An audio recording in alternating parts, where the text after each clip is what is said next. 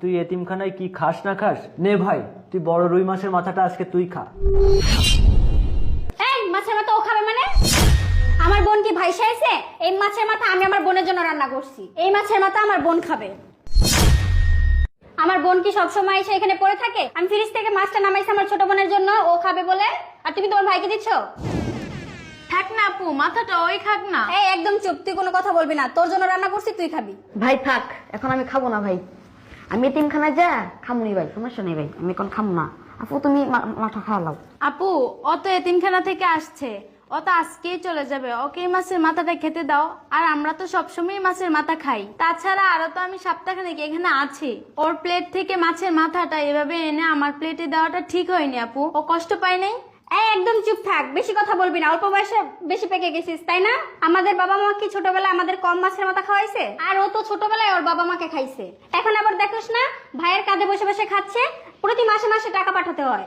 কিন্তু টাকাটা কোথা থেকে আসে সেই খবর কি আছে? যে দেখোস না বলদার একটা, একদিন কাজ করলে 3 দিন বসে বসে খায়। ভাই মা বাবা যখন মারা যায়, যখন তুমি ভাবিকে বিয়ে করে আনছিলা, তখন আমি ভাবিকে মায়ের মতোই দেখতাম। কিন্তু আজকে ভাবি আমার সাথে এমন করলো। ভাবি আমি আপনাদেরকে কোনোদিন ডিস্টার্ব করতে আসবো না। আমার আর হেফজ শেষ করতে 2 পারা বাকি আছে। তারপরে আমি মাদ্রাসার ছাত্রদেরকে পড়িয়ে নিজের পেট চালাবো, আর কোনোদিনও আপনাদের বাসায় আসবো না। আর আমার ভাইয়া থেকে আমি আর 2 টাকাও নেব না।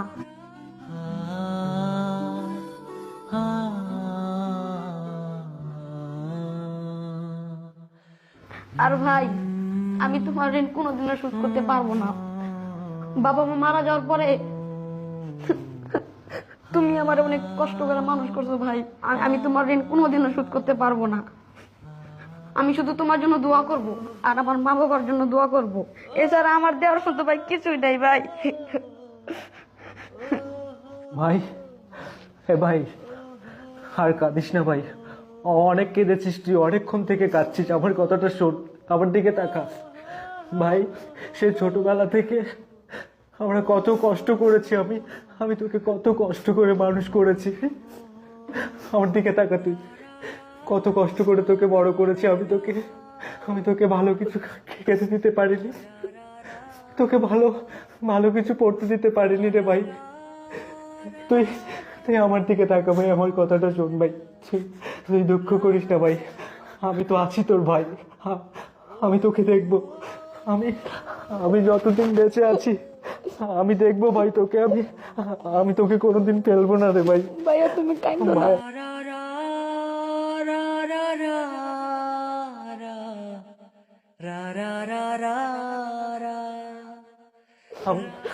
আমি তোরে অনেক ভালোবাসি ভাই।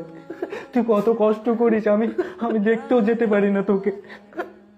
শুধু অপমান রে ভাই, ছোটবেলা থেকে কষ্টই করে এসছি, কোনোদিন ভালো কিছু তোকে দিতে পারিনি রে ভাই। এই তুই খাবার খাচ্ছিস না কেন? ওদের ঢঙের কথা শোনার সময় নেই, খা খাবার খা। শোনো খুশি, এত অহংকার করো না। অনেকক্ষণ থেকে তুমি বলছো, আমি শুধু শুনে যাচ্ছি। তোমরা তো 2 জন বোন, আপন বোন, কিন্তু তোমার ছোট বোনকে দেখেছো? তোমার ছোট বোনের ভিতরে যে জ্ঞানটুকু আছে তোমার ভিতরে সেই ন্যূনতম জ্ঞানটুকু নেই।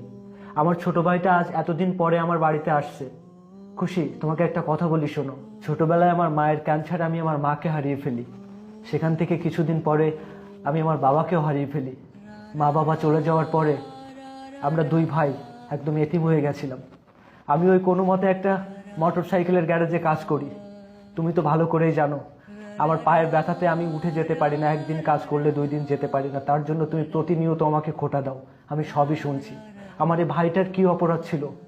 আমার এই ভাইটাকে মানুষ করার জন্য তোমাকে আমি বিয়ে করেছিলাম, কিন্তু তুমি এই সংসারে আসার পর থেকে আমার ভাইটা একটু ভালো থাকতে পারিনি। তোমার অত্যাচারে, তোমার অবিচারে আমি আমার ভাইটাকে এতিমখানায় পাঠিয়ে দিলাম। আজকের আমার ভাইটা এতদিন পরে আমার বাড়িতে আসছে, সামান্য একটা মাথার জন্য তুমি যেটা করলে আমি ভাবতেই পারিনি খুশি। তোমার কাছ থেকে এটা আমি আশা করিনি। আমার এই মা মরা ভাইটা কি সবসময় আমাদের বাড়িতে জ্বালাতন করতে আসে? তোমার কি একটা বারও মায়া হয়নি ওর জন্য? একটা বারও কি তোমার মনে হয়নি তুমি যেমন তোমার বোনকে ভালোবাসো, আমার ভাইটা কি অপরাধ করেছে? আর হ্যাঁ বোন, তুমি মাছের মাথাটা খেয়ে নাও।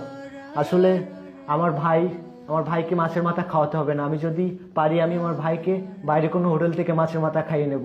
আসলে কি বলো তো, ছোটবেলা থেকে দুঃখ কষ্টের ভিতরে মানুষ হয়েছি তো, কষ্ট কি জিনিস আমরা বুঝি। আমাদের মাছের মাথা খেতে হবে না, আমার ভাইকে আমি মাছের মাথা খাওয়াতে পারবো, আমি বাইরে থেকে খাইয়ে নেব। আসলে আমার এই মা মরা ভাইটা আসলে ও জীবনে সুখই পেল না, সারা জীবন শুধু কষ্টই পেয়ে গেল। আসলে আল্লাহ বোধহয় ওর কপালে সুখ লেখে নি রে বোন। চল ভাই, আমি তোকে বাইরে থেকে এর থেকে বড় মাথা খাওয়াবো, তুই কখনো কাঁদবি না। শোন ভাই, আমি তো আছি, আমার দিকে তাকা, আমি তো আছি, আমি তোকে দেখবো, আমি তোকে কোনোদিন ফেলবো না রে ভাই। আমি সারা জীবন তোর পাশে থাকবো। আমি মাকে হারিয়ে ফেলার পরে, বাবাকে হারিয়ে ফেলার পরে তোর মুখে আমি আমার বাবা মায়ের ছায়া দেখেছি রে ভাই।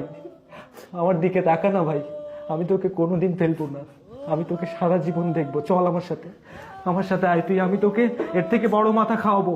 আর তুই কোনোদিন আমার বাড়িতে আসবি না, তোর যদি আমাকে দেখতে ভীষণ মন চায় তুই আমাকে জানাবি, কারোর দিয়ে খবর পাঠাবি, আমি তোকে দেখে আসবো। এই বাড়িতে তুই আর কোনোদিন আসবি না, বুঝতে পেরেছিস ভাই? কখনো তুই আর এই বাড়িতে আসবি না। ওঠ আমার সাথে, চল, আমি এর থেকে তোকে বড় মাথা খাওয়াবো। ওঠ।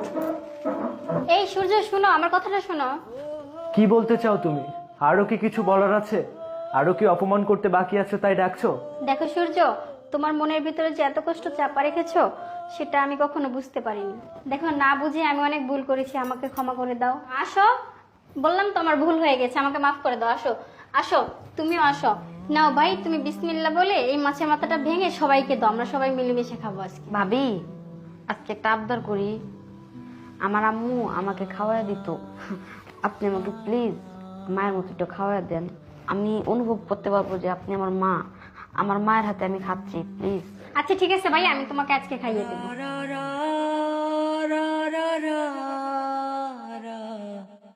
রা রা রা রা